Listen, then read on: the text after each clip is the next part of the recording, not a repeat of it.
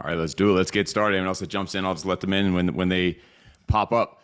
But what's up? Thanks for jumping on here on a Saturday morning. But we're going to be diving into some shit that's important that will end up giving you more free time. That's what we're always looking to do as men, is generate more time. I call it mining for time, trying to find where can I find more time so I could get more shit done, because that's what productivity is. I think usually we think productivity means getting more shit done. Doesn't matter what it is. That is not productivity. That's usually wasting time. That's usually leaking your energy. Productivity is getting more high quality, excellent work done in less time so that you have more time to do the shit that you really want to be doing, or more time to do more high quality work. That's what we're going to kind of dive in today to help you kind of restructure things, reorganize things, get your shit together. So it's not going to be a ton of me just here teaching or motivating you. There's a time and a place for that, and this isn't it. We're going to go over some concepts. We're going to take the time and each build it out. That's why this is called an implementation workshop. So you're actually getting some work done here. We'll share what you come up with, see what it looks like, and then take it from there. If we need to review it, revise it, or whatever. But we're going to actually start putting these things into place literally today on the call. And of course, we can only do so much on an hour and a half or however long we end up being on here. So this is going to be the starting point. You're definitely going to need to do some work afterwards. I'll send the recordings to this. I'll send you the access to a full course that's included. That is exactly what we're going over here today, with all the separate time blocks and all that to help you out, so you can kind of slow things down when you have your own time. But we will be getting work done today. So you will be participating. We'll be implementing shit and actually creating things today. It's not going to be sitting and listening and a bunch of me just talking at you. We're going to be figuring this all out together. And to kind of kickstart that of us doing this all together, just want to go real quick, taking 15 seconds each, just your name, where you're from, what you do, and what is your biggest current struggle right now. And if you're able to jump on the camera, then do that. So we'll just jump right around the room. I'll just call on you. Just unmute yourself. Just again, your name, where you're from, what you do, and what's your biggest current struggle. So Corey, what's up? Let's start with you. Hey everybody, my name is Corey Cornier. I'm from Central Wisconsin in the Wausau area. I own a IV therapy company. The reason I'm here today is I've been thinking about my schedule lately, and I've noticed that my schedule is very chaotic. I don't have time blocks in it that I need. I've been looking at rearranging it, and this kind of class fell right into my lap. So it's perfect timing, and I'm happy to be here. Awesome. Alex. How's it going, everybody? My name is Alex. I currently live in Scottsdale, Arizona. I work as a hard scrub in the operating room. And today I'm here to basically have like a more solidified schedule for my workout routines. So that's the reason why I find that I have trouble like consistently having a specific time to work out. So that's the reason why I'm here. Awesome. Len, what you got? Hey, Steve. Len Cameron here. I'm from Lindsay, Ontario. It's about an hour from Toronto. I have a CRM consulting company. We're all virtual. My schedule's pretty scattered, and so I'm really interested in strategies to chunk things down better and to stick with it. I start with a bit of time blocking right now, and just kind of certain parts get eaten into. Looking for some ideas. Awesome. Rob. Hey, what's up, everybody? Rob Zuniga here in Whittier, California. It's in the Los Angeles area. And I'm an actual realtor in the real estate business, and I need to get some more discipline going with the time blocking. So so you actually spoke at an event that I was at, Real Estate and Ties, and I was pretty motivated by your Awesome situation. So excited to learn. Cool. Pretty much, and where we went there was the backup of what we're doing here. We're going to actually start implementing some of that stuff that I talked about that day a couple weeks ago. So perfect timing. Cool. Kobe, how do you say it? Kobe. Yeah, Kobe. that's right. Hi, what's up? I'm Kobe Willis. I'm from Pumas Lake, California. I just went to the BK live show. Actually, as of Monday, I am unemployed due to medical issues with my journeyman. His wife has cancer and is out of leave. I'm here just for the time management part for sure. It seems that 24 hours isn't enough in my schedule. I actually fill the entire day until sleeping. And yeah. All right, got it. Got it. Ramon, what's up? Hey, Steve. Ramon Baez, Marietta, California. I'm here to get better at staying hyper focused on one task at a time and limiting bullshit distractions. Got it. Sean, what's up? Hey, Sean Corcoran out of Lake Charles, Louisiana.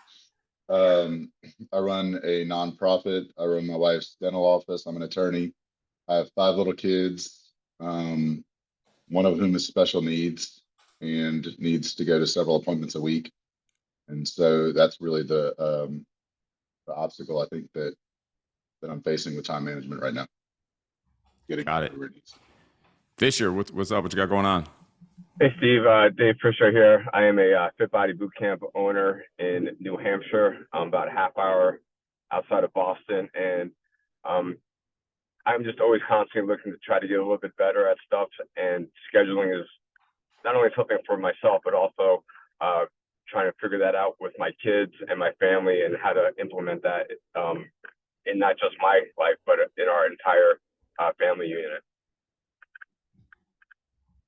Got it. And Alika. What's up, Steve? I'm Alika. I'm a chiropractor in St. Louis. I am looking here. I'm here just for a refresher on a lot of things. And right now, my biggest challenge is I fired all my staff a month ago because they just weren't productive. So trying to do the best that I can on my own while getting somebody to replace them is going to be important for me. Got it. All right. And Chris, you're on the camera, but if you could jump in, if you're available. Hey, what's up, guys? Christian McGuire here from Atlanta, Georgia. I saw you at BK Live not too long ago, and was really impressed by all the stuff you get done. So I'm always a learner, always looking to improve. So that's why I'm here. Awesome. Sounds good.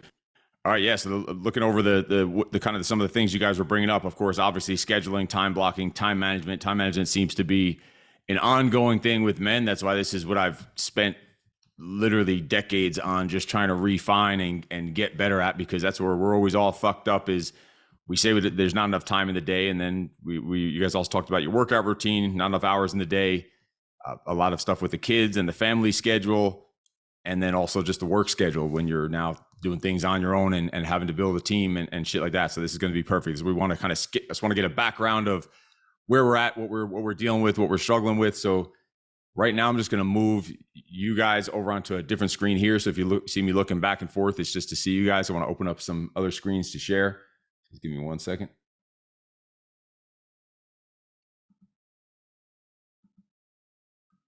Oh God. So now you guys are on this big 75-inch screen here. All these ugly faces all zoomed in. Freaking Ramon. Look at him.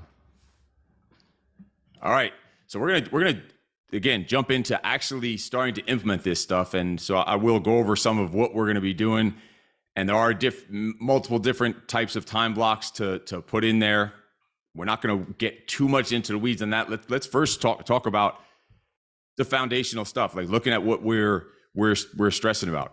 Before you could even think about time blocking, what are the initial things that all of us could put in? And these are I want you to leave today at least with the foundation of the main things, the most important things that are locked in your schedule. So you're going to put the times and actually put them into your calendar. I use Google Calendar. I'm going to start sharing screen back and forth nonstop here. So 1 second. So here's a shared screen. So here's just a look at on my calendar. This is a average Monday, an average Tuesday. And all the kind of things that we're going over are all implemented in here. It looks like a lot of stuff. It looks chaotic, but this is, to me, is fucking freedom. If you use Google Calendar, I suggest using it. Use whatever one you want. Doesn't matter. But the reason why I use it, because it integrates with email. It connects right into Zoom. You can even use the Google Meet if you want to. It connects right into that. But also up here on this section right here, if you see this little checkbox, whatever this is, this check in this circle, this opens up what's called Google Tasks. And this stuff integrates with the calendar. We don't need to go into all this. That would be too much for this one call and too confusing. You can look into Google Tasks on your own, but all these things keep me in check for the week. I've already started planning the upcoming week.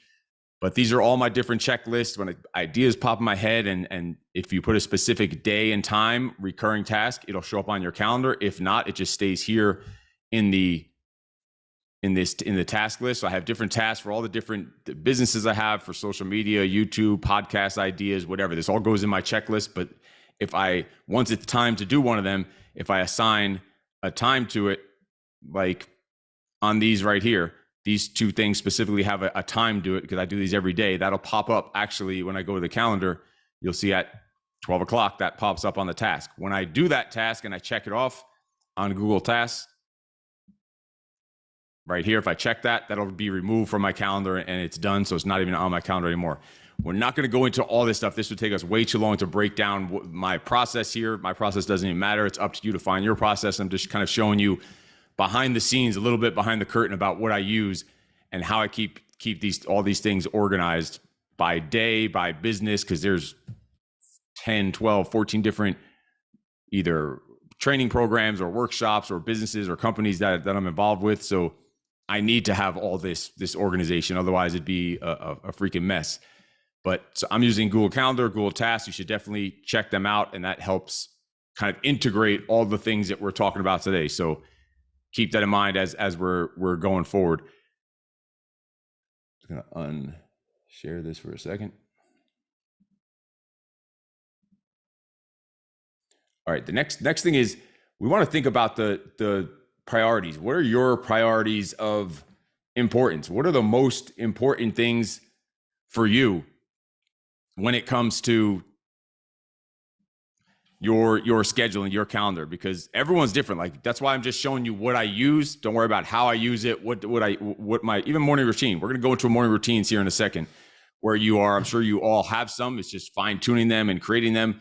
But my morning routine doesn't matter. Yours is what matters. Even my time of day of morning routine doesn't matter. I have clients, coaching clients, that their morning routine is completely different than mine. Not only different, I even have some that their morning routine is set up because that's just the way it works. They need to work out in the morning, but then they don't have enough time for their morning routine. So they do their main beginning part of their morning routine just to kind of set the foundation for the day. They go do their workout, they come back, they showered, get changed, and then they finish off their morning routine because that's what works for them. So to keep that in mind as we're going forward, this is what we're going over, is not saying this is how it has to get done. This is opening your ideas, opening your mind, giving you suggestions, kind of showing you different ways to do things so you can figure out how to plug it in to make it work for you personally, your character, your goals, your schedule, your agenda. And we want to take care of our business. We want to take care of our clients. We want to take care of our family, our kids, and all this other stuff. And there's not enough hours in the day. That's why the first place to start is time on the calendar for yourself. And it sounds crazy and we think we don't have time for that. I don't have time for that. And if you think you don't have time for yourself on your calendar, that's exactly why you need to put time on your calendar, so you can figure out why the fuck you don't have time for yourself. Like, think about that. If you don't have time for, say, meditation, journaling, or whatever shit, you need to journal for twice as long to journal about why you don't have time on your calendar to journal. There's obviously something off, something that's being missed. So the first thing is having time for yourself. So you can call that your morning routine. Probably that's going to be the you time where everything is quiet. You can actually focus on yourself. Then time for yourself also means your workout time. And you might, depending on your schedule, your days, you know what times are available to work out, whether it's in the morning, in the night. Like, to me, I'm not a nighttime training person, but on my calendar once a month, I intentionally put a late night workout on there just so it's something that I know that I'm capable of doing, and it keeps you sharp, keeps you training different. I'm also not a very early morning workout person. I don't like to work out at 5 a.m. So I do that once a month also intentionally. I put that into the calendar.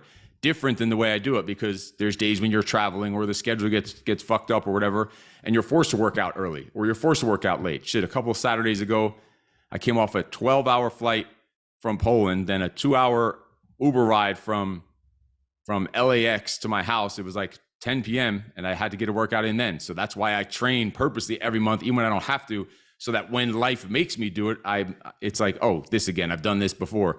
So you're not just always thrown off and you're feeling like you're off your game. We got a training session in Saturday night at like 10 p.m. Not ideal, but that's why we train monthly for it. But you need to put that time, that you time. So that morning routine, that workout time, like, these are the places to start, because if you know those things are taken care of, your morning routine, your time for your training, and there's other things, other blocks for yourself too, but those two are going to be the most important. Lock those in your calendar every day, 7 days a week. Find the times that you know that you're going to be able to do those uninterrupted and stick to those.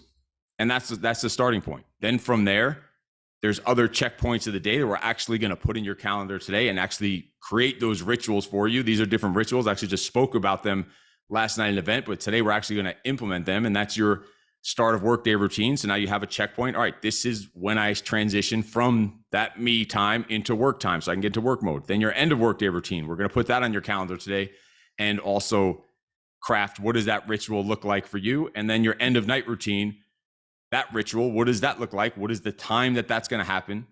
And then on the very far end bookends is, all right, here's your wake up time. Here's your going to sleep time.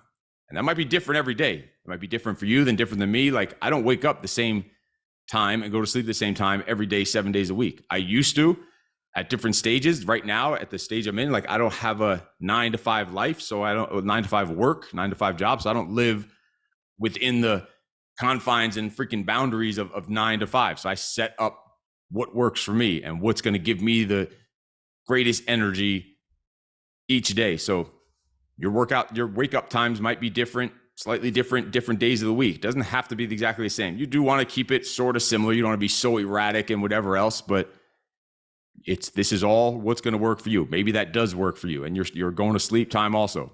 Doesn't have to be consistent, but you should know what it's going to be. It should be intentional about each day. It's not just winging it.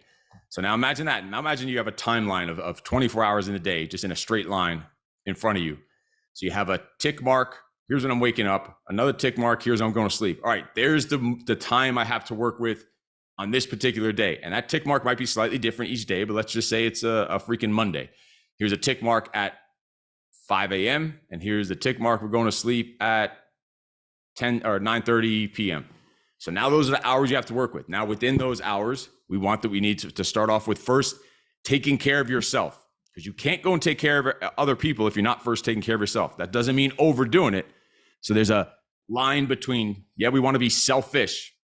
We want to be selfish and take care of ourselves so that we can be selfless and take care of our people, our family, our kids, our team, your employees, your community, whatever it is. So we do have to first be selfish, but not overly on the far end of that spectrum of selfish where you have no time and energy to be selfless and take care of your people. So you got to find that middle ground where those two are blending together. And I just call it self-symmetry is when those two are combining the difference, the middle ground between selfish and selfless. But we do have to start off being selfish. We have to, as a man, like that's our job to be the leader, the provider, the protector. So we need to first make sure we're good. Because if we're not good, how can we take care of our people? If we're dragging ass, and we're down and out, we're burned out and overwhelmed, and I don't have our shit together, we don't have our shit structured, we have to first take care of ourselves. And that means probably that morning routine, ritual, whatever you want to freaking call it. And then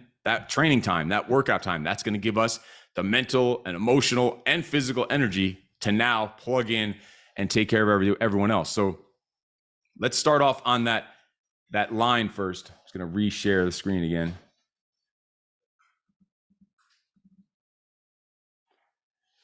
Let's start off on that. Think of that timeline. So now you have the 5 a.m. It's in a straight line, 9:30 p.m. And you know that's the time you have to work with throughout your day. And you have the tick mark of when you're waking up, tick mark of when you're going to sleep. Now we put in a block of where our workout is because we know we need that energy. Like you have to, we know, I don't need to go into the importance of physical exercise and why it needs to happen, but that's how important it is. Like, you know your work schedule. So obviously you can't go put it right in the middle of your work day or when you have a day you have meetings or coaching calls or whatever. So you can't just say that it's overpowering everything. That's just not realistic. But you can put it where it's ideal for you after you know what your general work day looks like. You know what days when you could put your workouts in.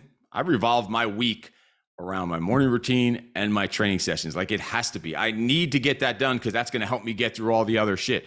So that's the first place to start. Now that we have those tick marks on that timeline, think about, all right, so I have a wake up time. Next, I need to just moving you guys around back and forth. That wake up time. Next, we need to have that morning routine. All right, here's my wake up time. Here's how much time I have for my morning routine.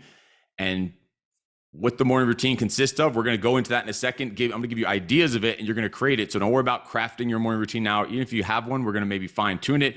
Maybe you'll add some things to it. So we're actually going to go into kind of a framework to add to or create your morning routine in a second. But first, I just want you to get this visual of this timeline of events of the day. So you have that morning routine. Think about, all right, when would this happen? From the time you wake up, pretty much it should happen pretty soon right after that, like that, really right off the bat. Like I consider the second I wake up, my morning routine started. So you actually would put that, but you have to think about how much time do you have for that?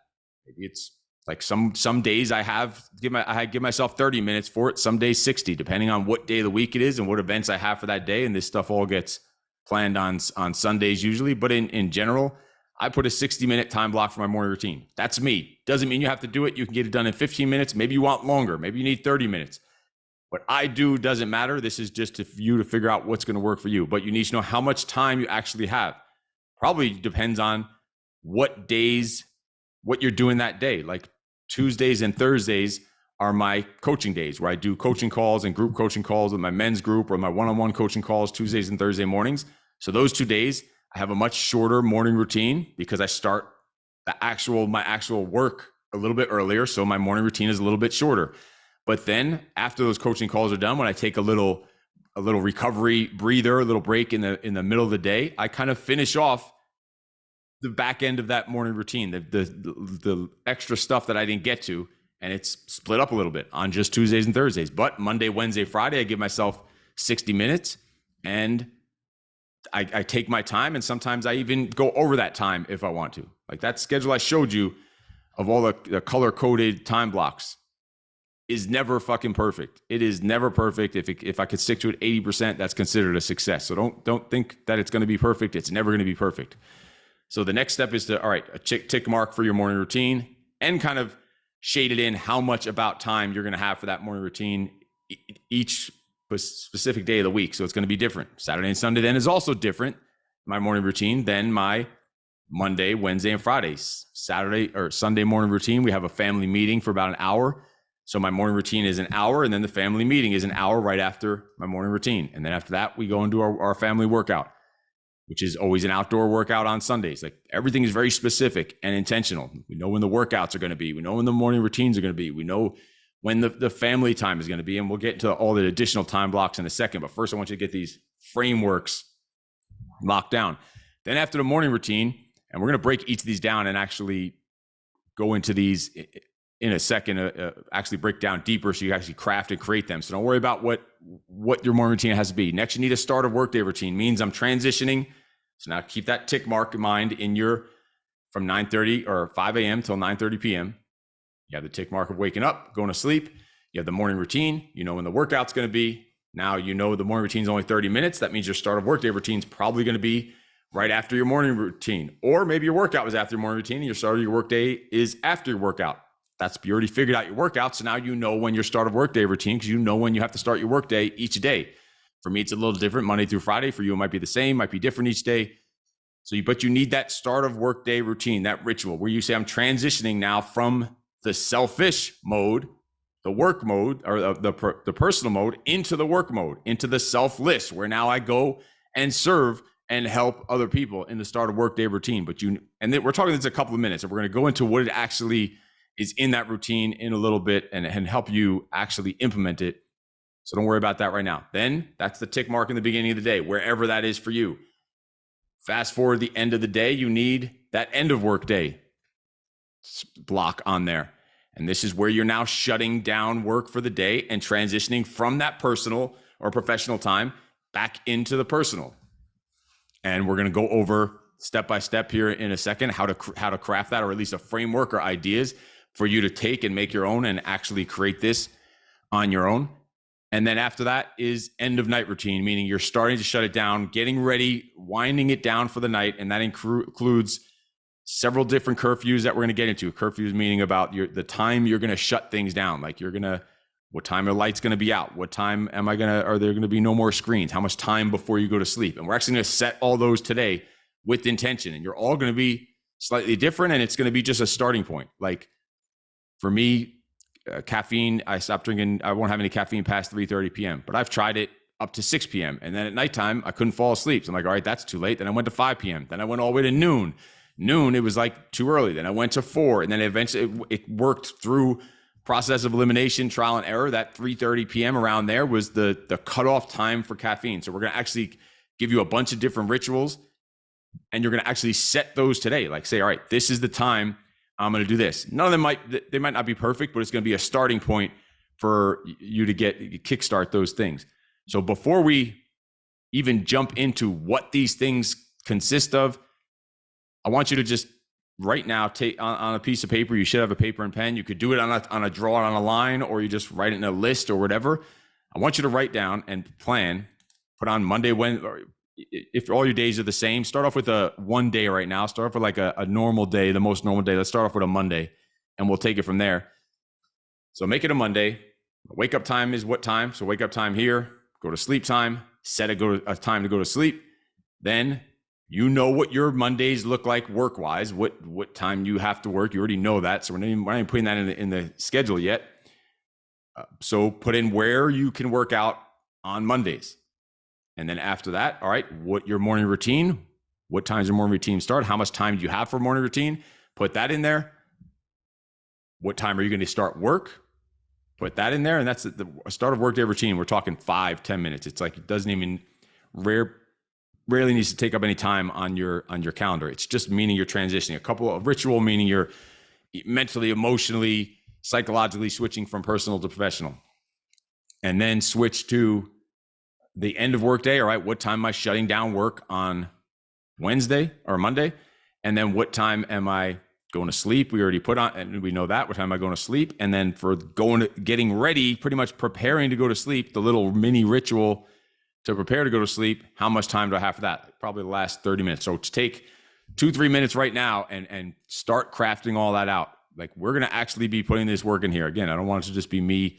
I'm kind of going to give you the ideas, the thoughts, and the philosophy behind it, and then you're going to run with it and make it your own. So take a couple minutes and see what you come up with on that timeline. And they're all, some of them are going to be similar to each other. Some of them will be similar to mine. Some will be totally different. Some people wake up and go straight to the gym because that works for them, and they do their morning routine after. So you know what's going to work, and that's what we're doing here. It should be very intentional. Everything you do, all these thoughts should have a reason behind it. Why are you putting them in a certain place? So I'm just going to shut up here for a 2 or 3 minutes and let you just fine tune that, put it down on paper, and then we'll jump in and see what you came up with.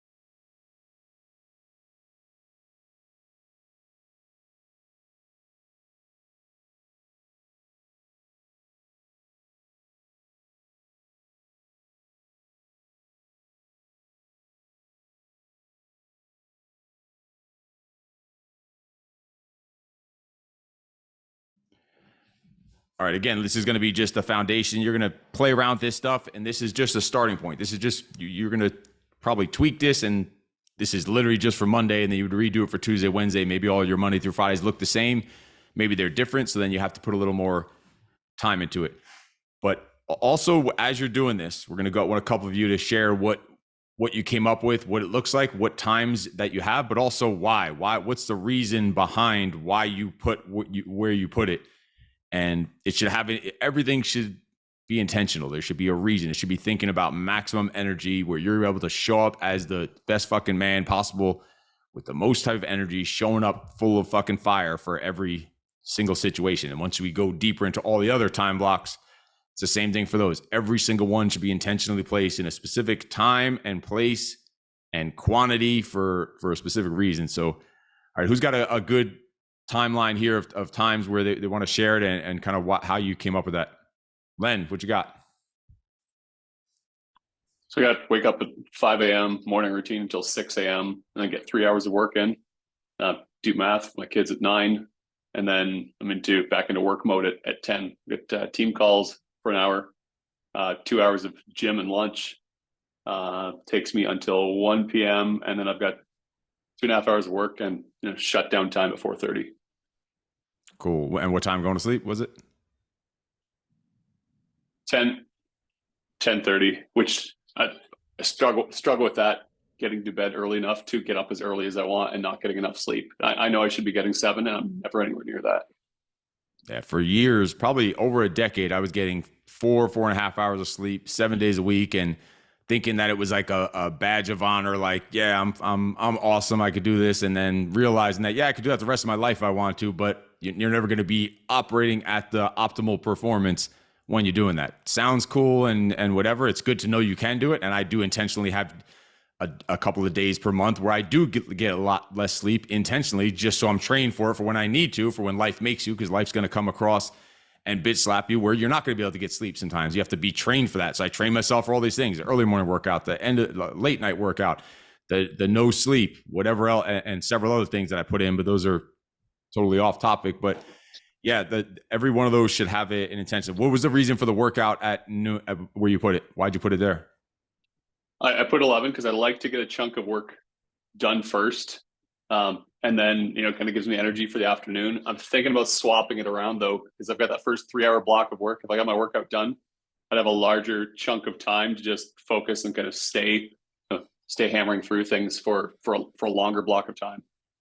I think your first thought, it sounds like, because that's almost exactly how I do it. I think it's going to serve you better probably, because think about it. We think we want a long block of work, 6 hours. If you're just going 6 straight hours of work without that little fire and wake up kind of in the middle, almost like that workout's almost a recovery, revitalize you for the second half of the day almost. Think of that's the way I do it. And yep. It makes you, like, if you just work straight through 6 hours, the first hour is going to be fire. Second hour is going to be like working at 90%, then 70%. You just go to hour 5, 6, 10, 12, lower and lower and lower if you're not having those kind of recovery things. So and my reasoning behind that for myself is I do my morning routine, and right after that I go straight to work after the morning routine for the top priority things of the day. And then I go to my workout. So when I get to the workout, I already know I got the top priority things. I can focus just on the work. I don't have to stress and think about emails, because I know I'm still going to have a few hours of work after the workout, and it gives you that energy for the second part of the day. So, and you try both out and try for a week, 2 weeks, a month, whatever, and you see how it works. And if the energy is there, if the productivity is there, the quality of work is there, then you know to stick with it, or you switch it up and you tweak it. That's the great thing about it. It's your freaking day, your life, your agenda. But yeah, I like where you're coming from. The first reasoning that you had sounded like a better reason. And that's why I asked, why did you choose that noon? I wanted to hear what your reasoning was, and you had a great reason for it. So that sounded better than the other one about, maybe I could just have a long block of work. That didn't sound very as productive as the first reason you gave. That's why there's got to be intentionality behind it. But good stuff to start off. Who else has a timeline that's maybe different than that, or slightly different for your own reasons? Who's got one to share? Kobe. I just did this based off of the job I currently was at. Anywhere from 3:30 to 5 a.m. I wake up. I give myself 1 hour to cook breakfast, shower, coffee, and meal prep and pack my lunch. On the way to work, 6 to 6:30 or 7, depending on how far, is a podcast of the BK. Arrive at 7, lunch is at 11. I usually use that time to social media, eat, and decompress. My end of day is usually 3:30 to 4. I get home, shower, change, pack for the gym, head to the gym. No later than 5:30, because if I have any caffeine after that, I'm up till midnight. And it gives me a break from work, 10 hours of work usually. So I get my me time at that time. And I go home 7, and then I dinner, meal prep, shower, and around 9 o'clock is when I read, and 10 o'clock is my bedtime.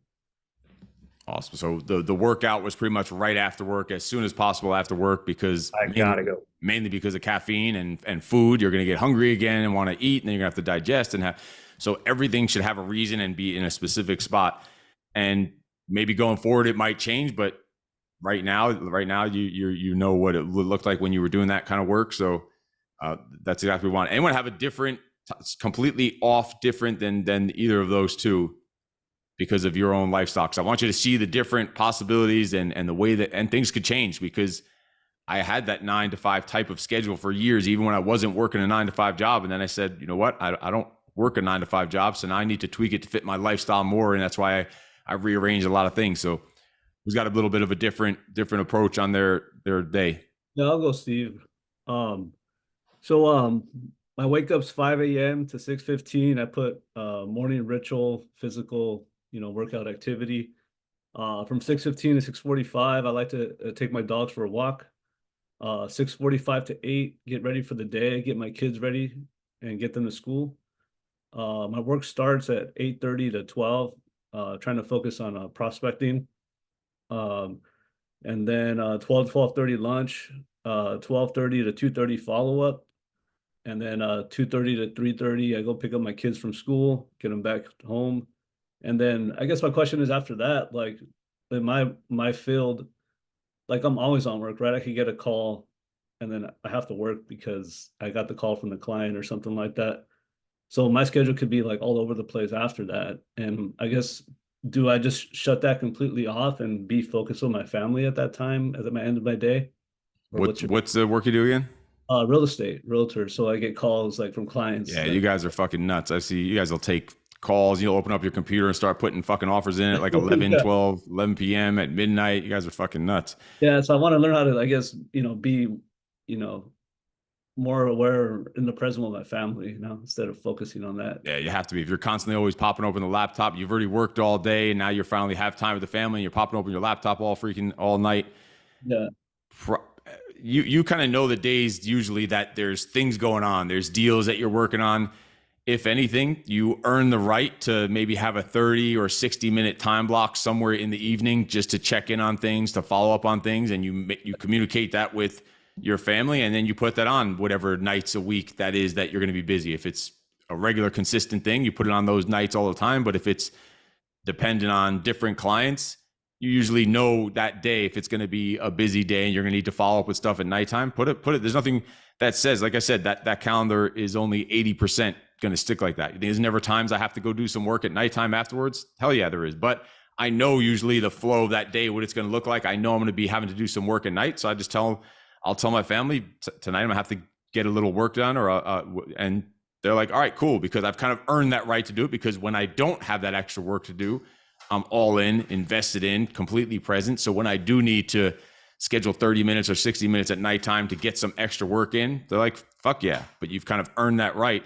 So it's just communicating it to them, knowing what your day is looking like, kind of proactively, and you don't want to miss out on the deals. I know, so you always want to jump on them and whatever else, but you're going to not miss out on a deal, and you're going to miss out on a childhood of raising your kids. You're going to miss out on relationships with your family eventually if you just are always a slave to every time dropping what you're doing. So do it more strategically.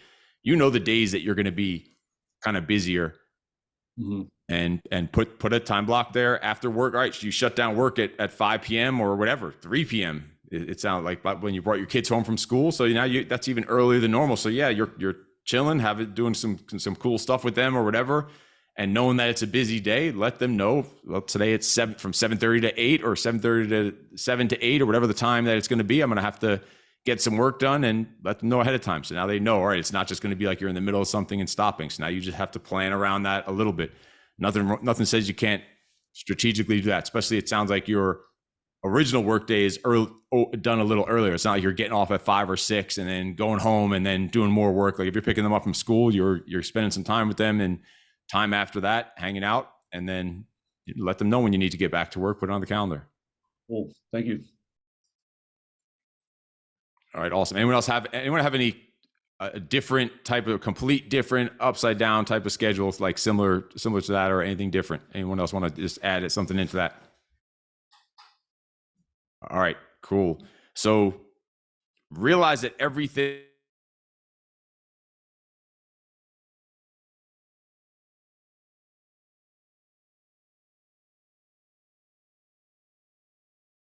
something in a place, maybe you're not going to be able to work out at your ideal time. That's why I plan for those contingencies, and you're ready for it. Maybe you are going to have to do some work later in the freaking day when you didn't plan to. But if you communicate that stuff and you're not doing it all the time, the problem is we do extra work when we don't fucking need to. And then we think we're overwhelmed. Like, how many times do you do work late at night when you actually needed to? Most of the time, not. Usually it could wait till the next day. So if you only do it when it's absolutely necessary, and you don't do extra bullshit work at nighttime when it's not necessary, you're going to have much more freedom, much more time, much less stress, and much more time with your freaking family. So, because we always think every single thing we have to get to.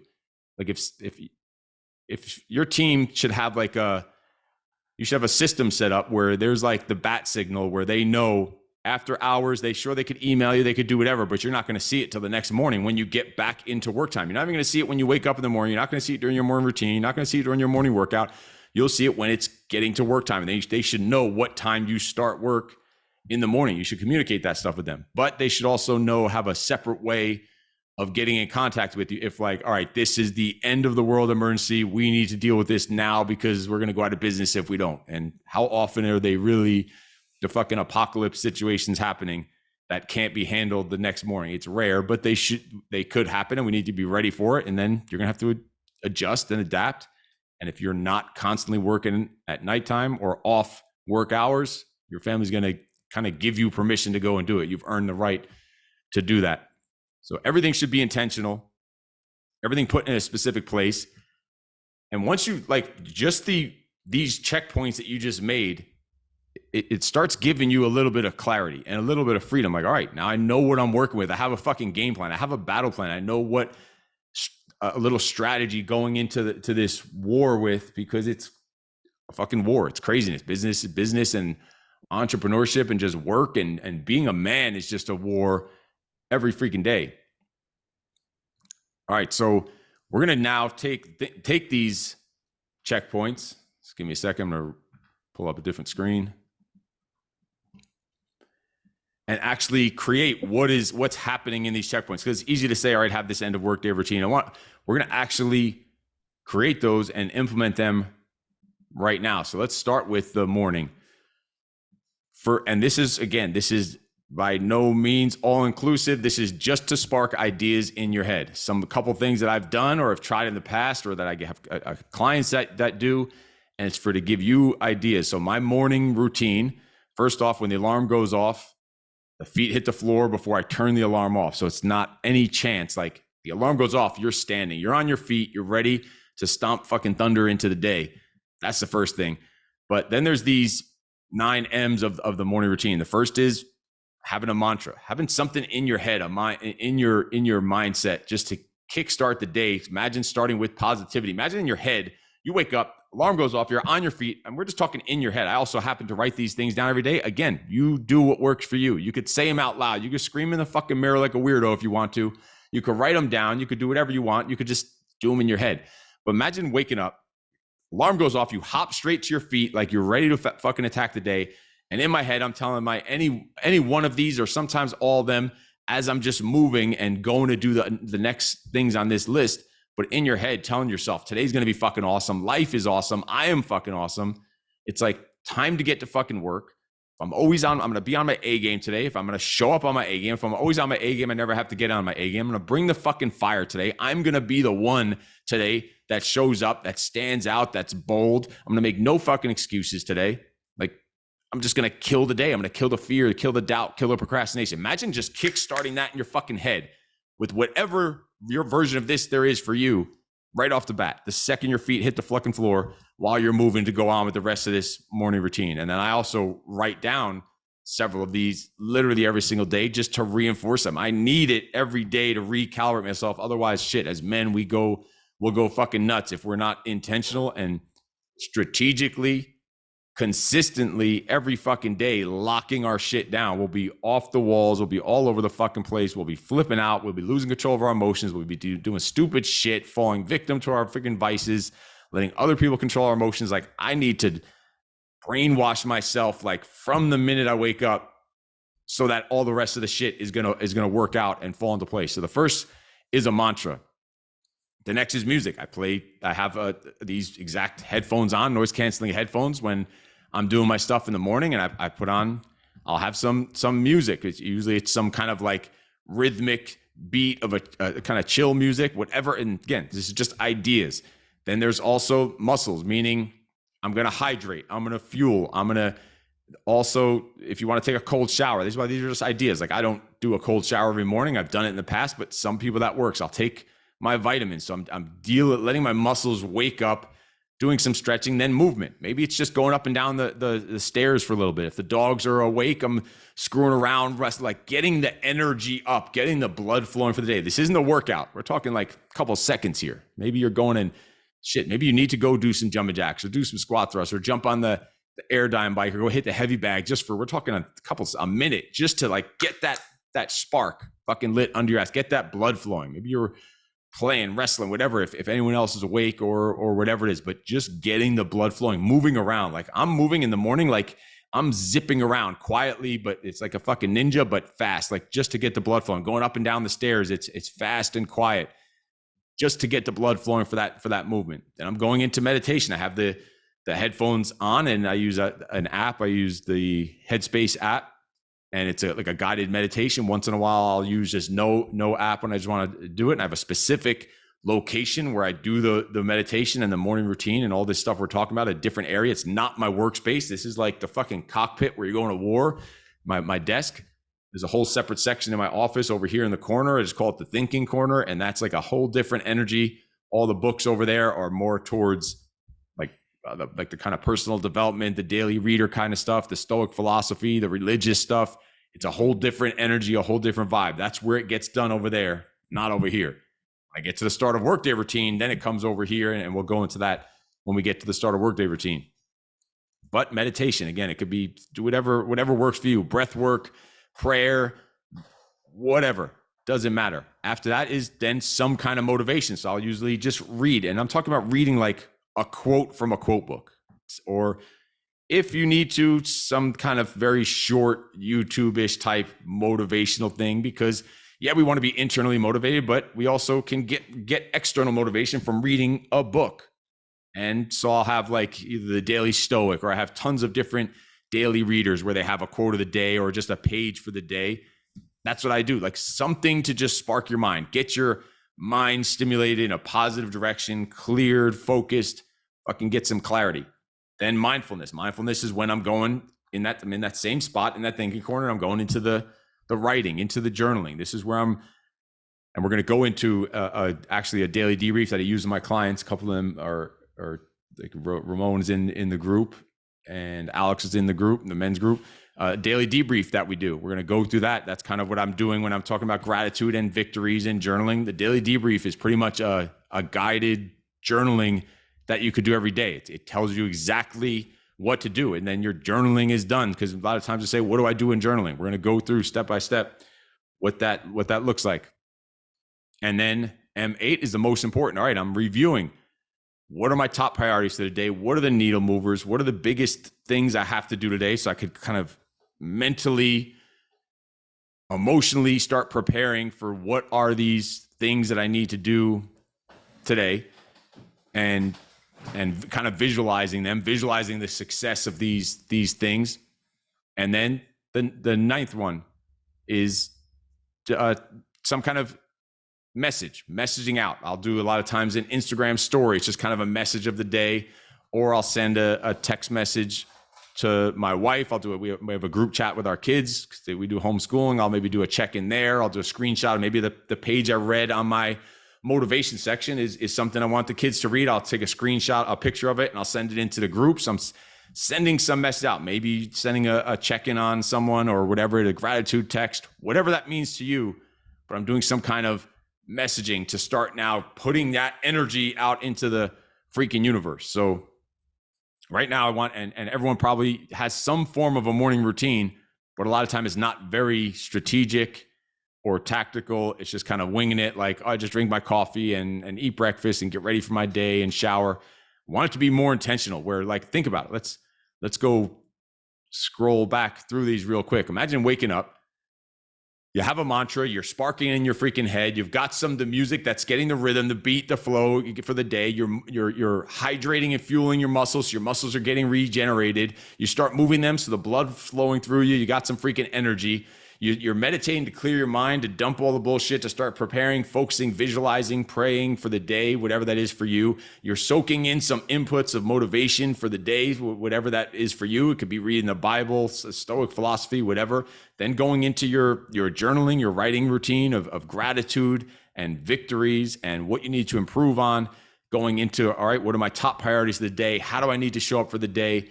And then sending some of that out, some tips, some messages, some gratitude text messages, checking in with, sending a message to your kids, your spouse, whatever it is.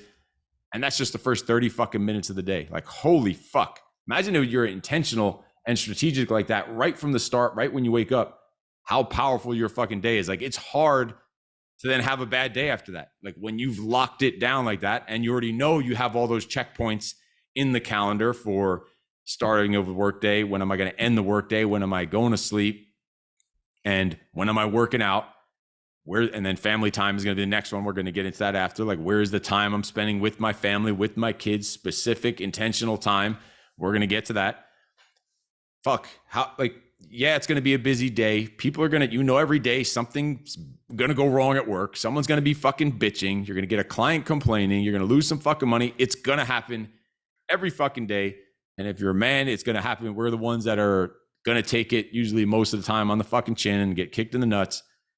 That's why this stuff needs to be so intentional, because after that, it makes you be able to deal with all the other shit that's going on when you know you've got all those things accounted for. So right now, I want you to take 2 or 3 minutes, and you probably have a morning routine already, but now think of maybe tweak it, maybe get a little more strategic with it, figure out what works for you, and just craft out, all right, what is that intentional morning routine look like for you? Just take a couple minutes and just write it out, and then we'll jump back in and see what you got.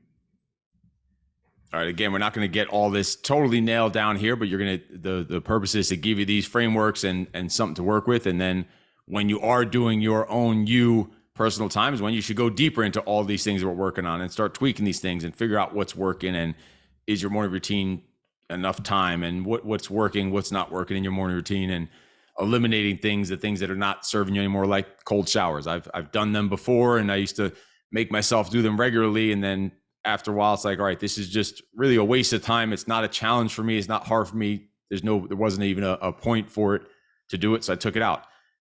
The thing like the mantras that I talked about, if I pull open any random page in this book, you'll see in the red and the blue, I don't know if you can't really read it, but there's, what the hell is it? There, all that blue down the side and the red on the top of that page. I write that stuff down every morning. It's all those different versions and my themes of the year and all those things that I was showing on the mantra page. And there was a time a few months ago where I was like, you know what? Maybe that's wasting time in the morning. Maybe I should take it out. And then I'm looking at what I'm writing every day. I'm like, it takes me 20 seconds, 30 seconds. I'm going to keep it in there because I need that check-in every day. I need that fucking refresher literally every single day. It was working. So I decided not to take it out. But the cold shower thing, I decided to take out. So this stuff is going to be getting changed or organically changing depending on you and how you're growing and what's working for you, what's not working. So keep that in mind. You're not going to come up with a perfect version of this right now, and it's going to change, and it should change. The time of it should change. The order of things should change. The what you're doing should change to make it constantly get even better, even better, even better. Like all these things that I'm talking about, I didn't just start one day and all of a sudden I'm doing all these fucking 9M things. Hell no. We're talking years of tweaking and putting something in, taking something out, and then seeing, all right, these are the things that seem to work for most people. So something for you to think about. All right. So who's got a solid routine they came up with where it might've been your existing routine and you tweaked it, but who's got one to start off with? Steve, I'll jump in here. All right, cool. Let's hear it. So from my routines in the morning, I really had to try to like time collapse them. I get up at 4:10 and I need to be coaching at 5:15. So I'm at the studio at 4:45. So for me, it's very quick. And I've learned that probably one of the things that I need to not do is like social media. Like I need to not be on Facebook. I need to not be like on Instagram scrolling. So I really focus on my my mantra, and I focus on reading a scripture and then trying to set those intentions for the day. Like what I need to get accomplished, looking at my schedule, what are like non-negotiables. So that's been really kind of my challenge, is trying to like really time collapse a morning routine, get my hydration in, grab my coffee, and I'm out the door. Yeah, so that would be one of the examples. Like that's kind of how I do it on Tuesday and Thursday. Like I was mentioning, that I'll start off because I do the early coaching stuff on those days. I'll do a modified version of my morning routine. I'll do the quick meditation, quick journaling, quick setting intention, and then I'll do my coaching blocks of all my coaching calls. When it's done, I'll take a little break, go get something to eat, some water, and then I'll do the rest of my morning routine. Then I'll do the gratitude and the sending out the messages and the quick reading of the book if I didn't get to that part. So yeah, I take the most important ones or the quick ones that I need to in the morning that at least are going to get me in the mind frame to go and attack the coaching I'm doing, so I could be intentional there. And then I find the time later on like a little break period where, all right, now I could finish it off so I still can get it done. It's not done at the same time. And that's like the perfect way to do it. So maybe there's a way for you to, there's some things in there that you want to get done that you're not able to get done because you got to get out the door and go to do the sessions.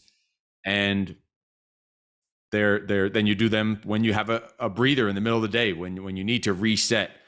And sure, you got to then go do sales and marketing and all that other shit in the middle of the day when you're not coaching, but making sure you're checking in and recentering yourself is going to help you be better at the sales and marketing and coaching if you then kind of finish off those additional things that you want to do from the morning routine, whatever those are that you're not able to do in the morning. So don't think just because you're not doing them first thing in the morning. Morning routine technically doesn't have to be only in the morning. This is your fucking life. You do it whenever you want. Like you make it work for you. There's tons of times where I'll tell my son, and he was surprised when he first heard me say it. I said, I got to go finish my morning shit. And it was at like 9:30 a.m. He's like, what do you mean? And I explained exactly what we just talked about, how I do the main stuff, the main parts of it in the beginning, do my coaching stuff, and then I finish off the morning routine. Then I get back into the deep work stuff, the real work. So maybe find a time to do it. But also, I think you also know what probably the direction of going next is, that you shouldn't be the one still always rushing in at 5 a.m. to coach. So working on the team building and leadership and team development and starting to delegate and replace yourself is always going to give you more time, so that you could then imagine take a long time for your morning routine. So then you can focus on developing and building and leading a team, so you don't have to rush in. And now you have your shit locked down and fucking rock solid as a leader. So that's obviously the next progression. I know it's easy to say it than it is to do it, but I think you already know that you running in to do 5 a.m. sessions every day or so often for years isn't the long-term smartest way to do shit. 100%. Yeah, definitely not the vision. So, but thank you for saying that out loud, because that's definitely something I need to keep reminding myself. Yeah, that's what's going to make things grow and make you develop as a leader, where that eventually your main deep work in a gym should be just team development. That's it. That should be your top priority. Yeah, you're going to do some sales and marketing, but the number one thing that yours should be is team development. You have the team in place, and all you're doing is coaching them up, pouring into them, making sure they're giving killer fucking service to every single person that walks through the door, so that you don't have to walk through the door every single morning at 5 a.m. So let's keep working towards that and make that part of the goals here. But good stuff to start. Who else has a solid, organized morning routine to share? I'll share mine. 5 a.m. jump out of bed. 5 to 5:05 hydrate. 5:05 to 5:20 breathing exercise, meditate, stretch. 5:20 to 6 workout, get that blood flowing. 6 to 6:10 self-reflection, journaling. And then 6:15 to 6:45 dog walk, listen to a motivation podcast or audiobook. See, even this is what the purpose of this thing is. I love the dog walk part. You mentioned it before too. And I have a bunch of dogs, and we just always just let them out. We have a yard, so we just let them out. And that's what in the morning, that's the part of our morning routine that has to do with dogs. I'll sit and mess with them, wrestle with them, and then we put them out. But putting in a dog walk, as part of your routine, I think that's fucking killer. You just get to visualize your day, listen to a podcast, get some air. You're outside, you're breathing the air. That's such a cool part of it. We have a dog walking a day where we go for a walk each week as a family at nighttime. But I think adding that in somewhere in the morning, or even I think now that I'm thinking of it, anyone that has dogs, whatever, a perfect time for that is also after work. Part of your end of work day routine could also be a dog walk thing, a time where you just get to decompress and you get to just go and get some fucking air. You're getting your blood flowing. You get to just block shit out from the day. Dog walk, sounds so stupid and simple, but as you're saying it, I'm I could probably add that in sometimes into the morning or even after work. Actually take the dogs, our dogs see a leash and they're shocked because we hardly ever put them on a freaking leash. We're always just letting them loose and doing whatever. But awesome thing to build in. It's as simple as it sounds. It's fucking pretty cool. All right, awesome. Let's get one more morning routine. Who's got one to throw in there? Because also you're hearing each other say this. You should be listening to each other, because then you're like, oh, that makes sense. Oh, I didn't even think of that. Or that does make sense to go before this or after this, or that is how I can make it happen with my situation or whatever. So that's why we're sharing these, for you to get ideas and hear other people also going through the same shit you're going through and trying to figure it out along the way. So who's got something here for a routine? One more. I'll go. John, I really like the idea of the mantra and music. I'm going to throw that in. Until then, it was get up, hydrate, and vitamins, prayer, gratitude, or meditate. A note to my wife and kids, just an individual note on a post-it note to each of them. The little kids can't read yet, but the two older kids and my wife have been collecting them on their walls. So I know that it's important to them, even though it's sometimes hard to think of something new to say. Read, journal, plan the day, and then text 3 men, just tell them I appreciate them, and, just build those connections. Oh yeah, it's fucking cool with the notes. And from the outside or just thinking about it, you hear and you think of yourself doing it, anyone on the call or whatever, just in general, you think, oh, that's just fucking, I don't have time for that, or that's lame, or that's cheesy. Like, that's the fucking coolest part of that whole thing was those notes thing, and his kids collecting them and reading them, and wife and doing shit like that. Like, that's like the text message we're talking, like that's why we're all sharing these, to get different ideas and hear from other men what they're doing. That's pretty fucking cool. So awesome stuff. All right. So let's keep this rolling, because there's still a ton of stuff to get to, and this literally could be a 2-day workshop, but we want to get them down. I know it's very short, very simple, very easy. We're not even going to spend time right now crafting them. This you could do extra on your own, is a starter workday routine, but we're just going to break it down about what that kind of looks like. And this is where you're transitioning. So you have that morning routine, or maybe you did your workout, whatever your day looked like. When it's time to start actually working, you need to kind of flip that switch and have that transition from professional or from personal to professional. And that's where SWD, the starter workday routine, comes in. And this is where it's the me time is over. It's time to go into freaking work mode, time to go into serving, into the selfless mode. Think of the morning routine as the selfish time, so that you can go into the workday selflessly. So you took care of yourself so you could show up as that savage of a fucking man that's focused, ready, prepared, capable to go and now be that provider and create shit and be creative and optimize your work and be productive. Like, this is what the purpose of this start a workday routine is, to start having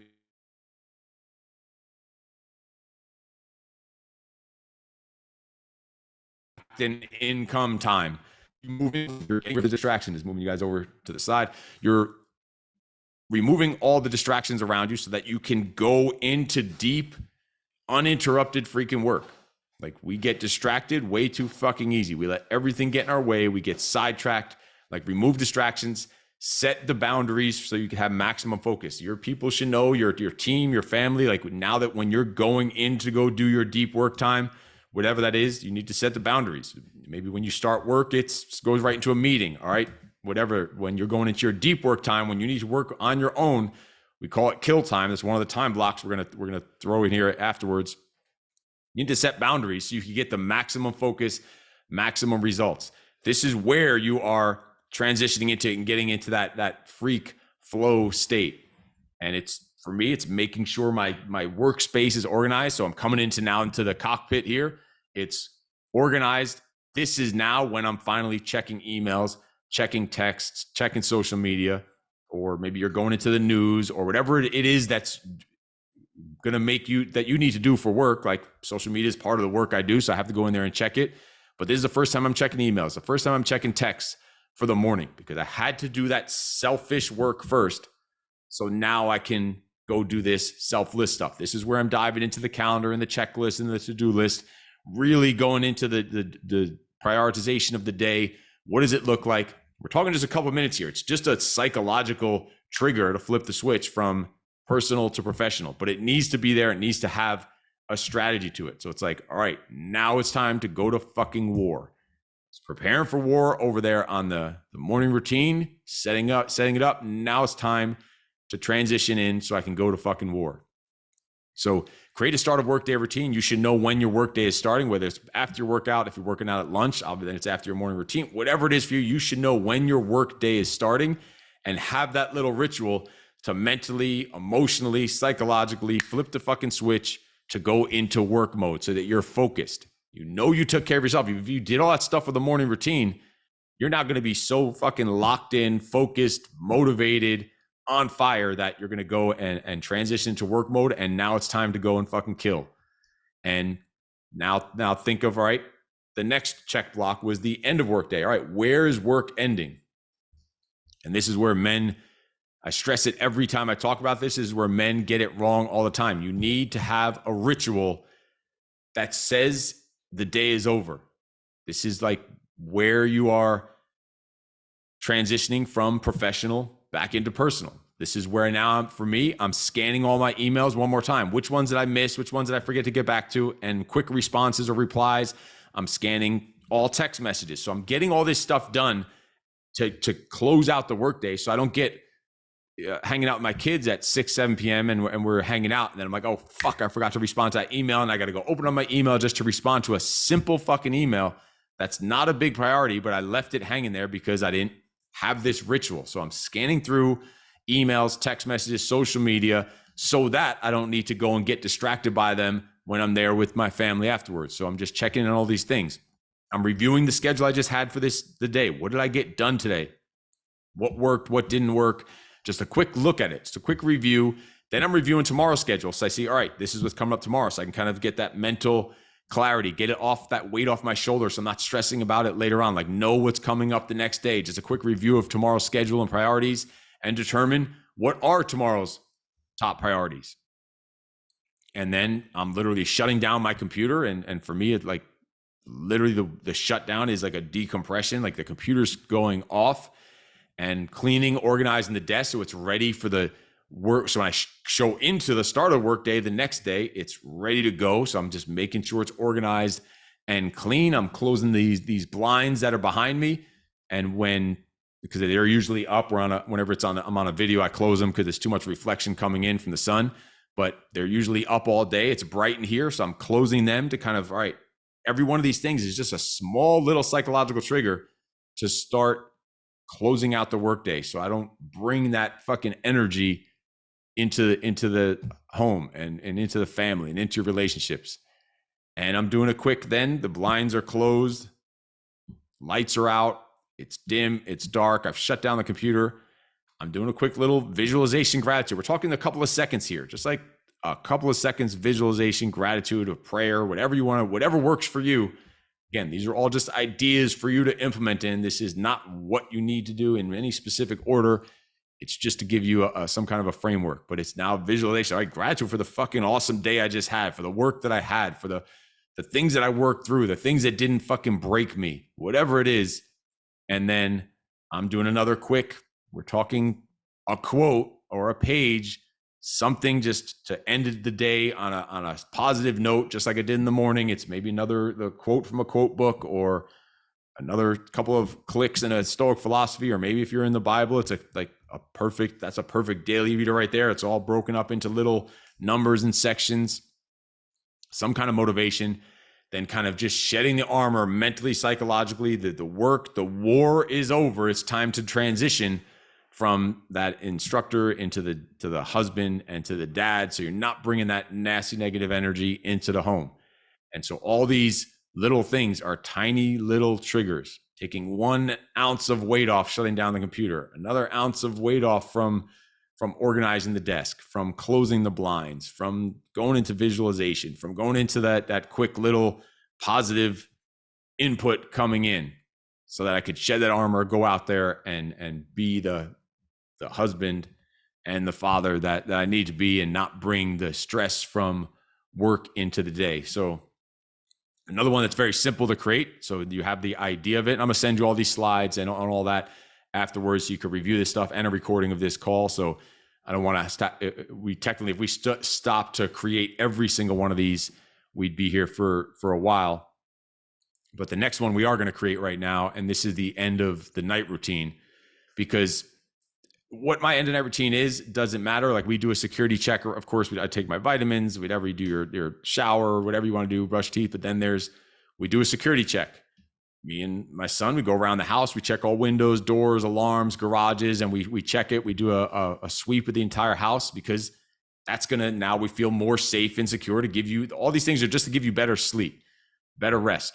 Literally saying goodnight to everyone in the house. Like, so it's like, all right, this is like, means the night is over. We're good night, I love you, and it's time to shut it down. So these are all, like, again, psychological triggers to go into that other realm, that unconscious, subconscious freaking realm, and controlling the environment, making sure it's conducive for the best sleep possible, so you're not going to have that regeneration you need, making it as dark as possible, as cool as possible, as quiet as possible, controlling the environment so that you can get the best sleep possible. Next one, this is where we're going to do right now, is some of these, we're going to set these curfews right now, and I want you to come up with a time. So on your piece of paper, write down caffeine, then write down If you drink, which you shouldn't because there's no upside drinking, write down alcohol, then write down screens, write down work, write down water, write down food. I think we covered them all there. And you're going to now set a time that you're going to now hold yourself accountable for every day, or at least every work day. Weekends might be a little different depending on your schedule. Again, you adjust this to work for you. Write down the time that you think is the time you would need to shut down that specific thing before you go to sleep in order to get the best sleep. Like the guy that was working out after work, he knows his caffeine cutoff time is like 5:30, and that's even fucking pushing it. Half-life of caffeine, they say the half-life is 6 hours is the half-life for caffeine, meaning if you had 300 milligrams in you, after 6 hours, there's still half of that in you. So keep that in mind. But so write down next to caffeine. So take the time right now to put what is your cutoff time for each of these things, and why did you kind of come up with that time? Have a reasoning behind it. When are you going to cut off work for the day? Like if you did have to work at nighttime, or when are you going to cut off screens for the day? When are you going to cut off food, water, caffeine, alcohol before, so you can set yourself up for the best regeneration possible. So real quick, set those boundaries to yourself right now. Put a time that you're going to cut off each one of those things, and then we'll kind of go over it. Just take a minute and do that. It shouldn't take too long. Steve, I got a question on the food cutoff from your like professional experience. What's a good amount of time to cut it off before you're going to the bed? I usually, like, if I'm going to be up later, I'll have like after pretty much dinner, and then I'll have maybe an hour after dinner, I'll have a final protein shake, and that's over an hour before I'm going to sleep. Over an hour. I want to pretty much not, because that digestion, if you're eating right before, also if you are the closer to eating or going to sleep, it should be protein. You can go to sleep on protein much better than you can go to sleep on carbs and fat. You're still gonna have to digest it. It's not gonna, but at least it's not gonna be storing as fat, just sitting there and doing nothing. But minimum hour, but the most possible. That's why you're gonna have to play around with this and start seeing, all right, like there's times where I'll have that protein shake a little bit too late, and I'm laying there in bed, and you just feel too full and heavy, and you know your body's trying to process and digest it. At the same time, your body's trying to shut down because it knows you're going to sleep. And it's just like this clash. So then I had to push that protein shake back. I used to have it right before I went to sleep. And then also there's obviously water in the protein shake. Then that made me wake up in the middle of the night, have to go take a piss, and would fuck up the sleep. So you're gonna have to play around with it. It's gonna probably be at least an hour. You definitely shouldn't be eating right before you go to sleep for the most part. But you're gonna have to play around with it. So just come up, at least right now, what we're doing is come up with a time for all these that you're gonna have a starting point, and then you'll start implementing that, see how it works, and then you'll tweak it week by week from there as you go. So let's all just come up with a time for each one of those things that you're gonna be cutting off. Take a minute or two to do that, and we'll jump back in.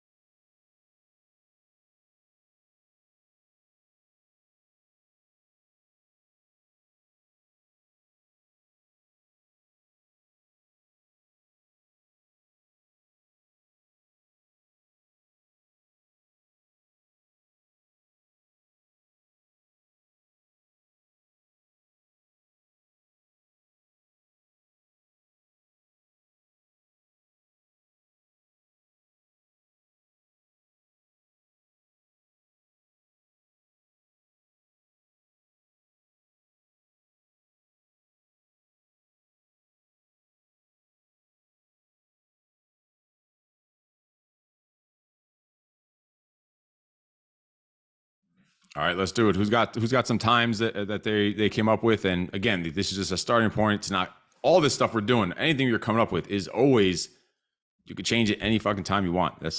your life and your freedom. That's the whole point of this, to figure out what works, what doesn't work. So, well, who's got some good starting points for all these? What do we got? Kobe. Caffeine, 5 p.m. It's funny you say the 6 hour mark. I think if you have an intense workout, you can burn that shit off. Mhm. I don't drink alcohol. Screens 8 to 9 p.m. and that's my personal time. Work 4:30 p.m. I want that shit done before I go to the gym. Water and food is at 8 p.m.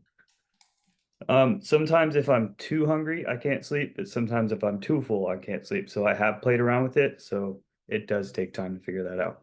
And I What'd you come up with for the food? What was the time you came up with the food?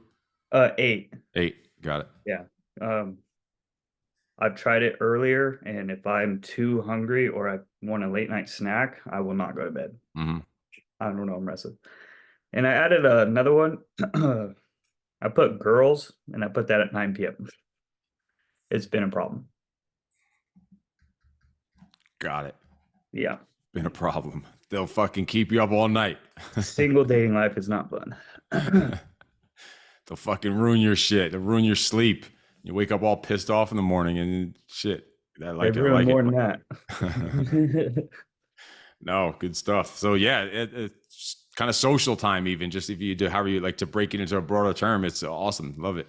So perfect one to add into there. So that's what this is all about. You make this stuff your own. You figure out, oh shit, I also need to avoid this because this fucks up my sleep personally. So right there, and some of you might be an aha moment for you also hearing that, like, oh shit, it's the same for me. I need to cut that shit off. Like, set some fucking boundaries. Like, that's what this is about. Who else has some times to share and kind of reasoning behind it, or because we could keep learning from each other? Alex. All right. So on an ideal day, I typically work 10 hours, but sometimes 15. So on an ideal day, I would say caffeine, I would end it at 1:30, screens at 8:30, water 7 p.m. If I'm really thirsty, like I'll rinse my mouth or I'll drink a sip, but I try not to drink like past 7 p.m. And then food, ideally like 6:15 p.m. I would say that's like the best time for me to like stop eating. Like I fast 7 days a week, and I typically like I only eat from 11 to like 6:30 max. But yeah, pretty much an ideal day though. So like my biggest takeaway, I would say, like just overall in the presentation is I have to be like more flexible with my schedule because like some days I may work 10 hours, some days I may work like 13, 14 hours. Or, like I'll have like a day off during the week aside from my regular shifts. And so that day I have to structure it very different. So I just want to say like thanks. It's really helpful to like have that 9M framework as well as the end of night routine. I just have to kind of like be very flexible because like even though I may set like a fixed schedule, I have to just be flexible with it. So yeah, definitely. There's room. There's always got to be wiggle room. You have to be ready to be flexible just for day-to-day shit that's going to come up, emergencies that come up, but also different types of day. Like if you have a day off, that's a weekday. You're not going to have the same routine as when you had a work day. You might wake up similar time, but shit, those are the days that you should probably dive in and do a longer morning routine, spend more time with your kids, do a longer fucking grueling workout because you're not going to work. Like everything that you don't get to do as much on the work days, fucking overdo it on the days off or on the weekends. Like think about it. Like that's how you need to, and that's why everyone's days are different. Everyone's agendas and schedules and goals are different. And you make this stuff, take them as frameworks to make them plug in and work for you. So there's a perfect example of it right there. All right, awesome. I'm just going to unshare this screen for a second. Just give me a second.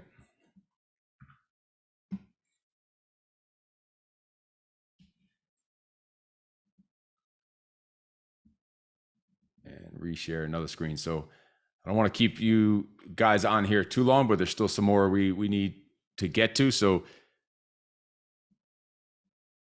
these right here, we're gonna go over the different now kinds of time blocks that you would plug in. Now we have this framework. We have all these checkpoints throughout the day. We know when we're going to work out. We know what our morning routine is. We've actually structured, and you'll go and actually finish off structuring the start of workday routine and the end of workday routine. Those are very easy and quick to do. Those are just a few minutes each. We've already set up your morning routine, your end of night routine. We know what time you're going, waking up, what time you're going to sleep. And then you redo that for each day of the week if your days are different. So we did at Monday as an example, but if your other days are different, then you just use this same process to redo every single day if they're different, or keep it the same. So now to plug in, we're not going to go spend a ton of time in these. I'm also going to send you all this stuff, the slides and everything and the recording. But just so you know now what should you be plugging into those spots in between. We have all those checkpoints now. All right, what do we plug in? There needs to be intentional family time. We're not going to spend one by one and plug all these in right now because we'd be here for literally a couple of days.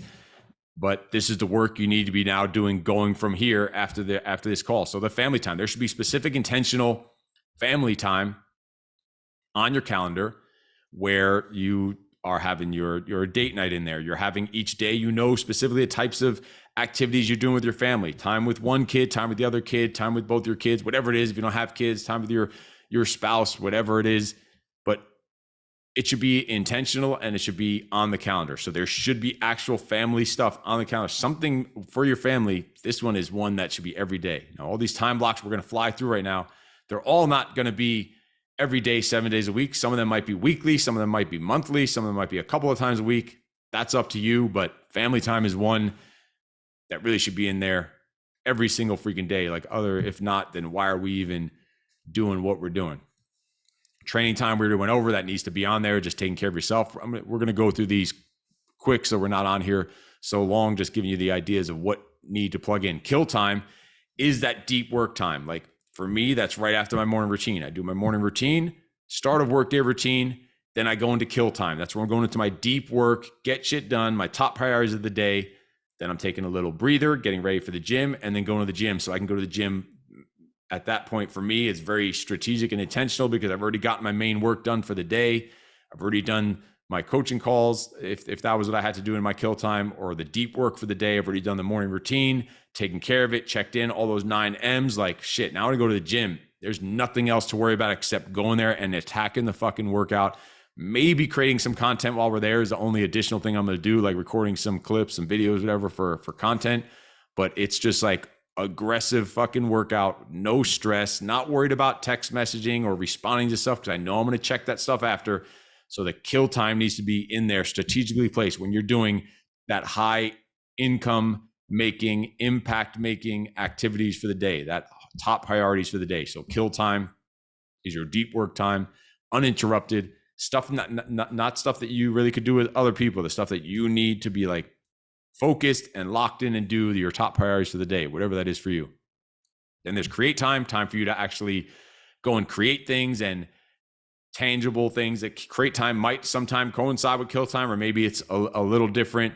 Maybe you're now creating kill time. I might be writing the script for my sales video, and then I'm going to go and actually go and create that in the afternoon with my son, and he's going to help me set up the studio, and then we're going to record it. So actually creating the thing that I built and planned out in the kill time. So you need the time to actually go and do the thing that you kind of worked on or planned on or whatever. Then you need connect time. Connect when you're connecting with other people, your team, your family, whatever it is. Then catch up time is the time that, like I was saying, after the workout, I don't have to worry about things, but I know after the workout, I'm going to have a little catch up time, a little breather where I'm now catching up and checking in on emails and texts that might have came in when I was at the gym, so that I can kind of close those loops. I don't have to stress about them at the gym because I know I'm going to check them right after the gym. And a lot of times I'll do that on the exercise bike. The workout will be over. I'll already be done and completely done. And I'll just sit on the exercise bike, just legs only, slow, moderate pace, doing all my catching up on text and email to burn the extra few calories while I'm just doing the social media, maybe do a post on social media, returning any emails I might have missed during the workout or whatever. And I'm getting some extra calories burned. So I'm just, because otherwise what we do is we go to the gym, then we go and sit in our car and we start checking our texts anyway. So I just do it while I'm riding the bike or sitting in the sauna, whatever it is. So it's just maximizing the freaking time, catch up time. Then there's smart time. You should have time on there. This is, again, part of the you time that you need later in the day where you're just sitting there and reading And this is when you're going in and actually reading a book. Then there's level up time. That's doing something like this, showing up to a workshop like this. So this might not be getting done every day or every week, but it's actually doing something like this, taking a sales course or working on some online stuff, going on a coaching call like this, or we have a weekly men's mentorship call for the Freak Father Alliance, going on something like that on a weekly basis. That's your level up time. It needs to get done, but it's probably might not be getting done every day, or maybe you are doing something like that every day. It's all up to you. It's all your schedule, what's going to work for your goals. You need a recovery time throughout the day. You need a time that you are just regenerating, recovering. We're not going to spend a ton of time on all these because you kind of know what most of them are. And I'm also going to send you all these slides, but you need that time to regenerate, reset, so that you have energy and fire for the rest of the freaking day. You should have some outdoor time, some time when you're getting outside. You're not just stuck in your freaking cubicle or even in your office. Go out, get some air. Sometimes I'll even work outside, or I'll work out outside, or just go walk the freaking dog, or go for a bike ride, mix it into your workouts, whatever it is. Get some time to get outside, clear your freaking head, get some fucking sun. And social media time, it's on the schedule. Like, I'm working on social media. There's times, of course, throughout the day. Like I said, none of this is perfect where I am going on social media. Most of the time it's work and business stuff I need to do. Do I get caught scrolling social media throughout the day sometimes too? Of course, we all do. It just fucking happens. But you should have a dedicated time. Like, this is when I'm gonna go do my posting or record that video or do that video, whatever it is, but have a time set for social media. Then you need to have time for fun. And we call it crazy time. Like, men forgot how to have fucking fun. Like, go do something fun. Like, we have time where we just go outside and play with dogs and fight and wrestle and just do stupid, crazy shit. Like, have some fun, crazy time that might mix into your workouts, whatever it is, shooting, hobbies, but you need that fun, freaking crazy time. Then you need social time. So you're actually connecting with other people. Stupid time, where you can just check out and not have to always be on, where you get to just sit and do the stupid stuff, go and scroll social media, go watch the series on Netflix, but it needs to be earned, but it's just free time, nothing intentional or specific on the calendar, just to kind of detach. We need that time to detach, that stupid time. And then 19 is the next big thing time, where you're working on what's next. What's the next? You might have this full-time job, but you want to build this side business. So maybe 2 hours a week, you're working on the next big thing time. That should be on your calendar. For me, it used to be Friday late afternoons, and that's how I've created pretty much every business and every coaching program, everything we do, the Squire program, the project, all were created on next big thing time. And then having a weekly, this is Sunday, a weekly kind of planning, weekly debrief, where you're going and taking an hour of time probably. And the first 30 minutes is reviewing, reflecting, and revisiting the previous week to see what lessons you learned. What are you grateful for? What were your wins? What were your victories? And then the second half of that is previewing, planning, and preparing for the upcoming week. So you can see, how can I make this upcoming week even better? So that should be on your time block for reviewing and reflecting on the week, and then planning the upcoming week. And that's usually would be done on a Sunday. So those are all the time blocks then that you would now plug in. Now that you have this timeline of events that we've been working on for today, you have the foundation set. Now you just take those, plug them in on whatever days, however often, whatever amount of times per week. Again, everyone's going to be totally different on that. So this is, and we can sit here and go through every single one of those and implement every single one of those and plan those out and go over them. And again, we'd be here for 2 or 3 days. So I want to kind of respect your time here on a Saturday, so we won't go too much more into those. Just before we kind of start wrapping things up, anyone have any questions, anything to add into this before we kind of start wrapping things up? Any specific questions on these, or things you might need help with or struggling with as according to whatever we're talking about here? I know we're kind of going over a lot and moving fast, but who's got any questions? How flexible are you with your schedule? Like, when you set your boundaries, how stern are those boundaries? There's certain ones that are more it's all about prioritizing. So there's certain ones that are more flexible and certain that are not fucking flexible at all. Like, that morning routine stuff needs to get done. The workout, all those things we start off in the beginning pretty much need to get done. If it's, let's say, my reading time, and it's the time I'm planning to go and sit and read, and it's like whatever, 6 p.m., 7 p.m. and something comes up, I get a message and it's an emergency and I have to do something for work and I have to go back and get into work. I'm going to go and prioritize that. It's all about like that split second prioritization. Now, if I'm going to lose a client and instead I'm going to go read a book, I'm going to probably go and deal with it. So you have to have that ability to discern, all right, what is worth it in the priorities. But I've had times where my assistant told me she was scheduling some sales calls. This is when I used to do sales for the project. And she's like, this guy, says he's ready to sign up. He's ready to pay, but he can only meet Friday at 11 a.m. That's the only time over the next 2 weeks he's available. He's just Mr. Busy, hotshot businessman. That's the only time he can meet. And I told her I am not available. He's gonna have to schedule either for this time. I'll even meet him on Saturday, but I am not available that time on Friday at 11 a.m. And that was for a sales call of someone who's supposedly ready to sign up. If he's so ready, we could find another time. I was not available. That was my time.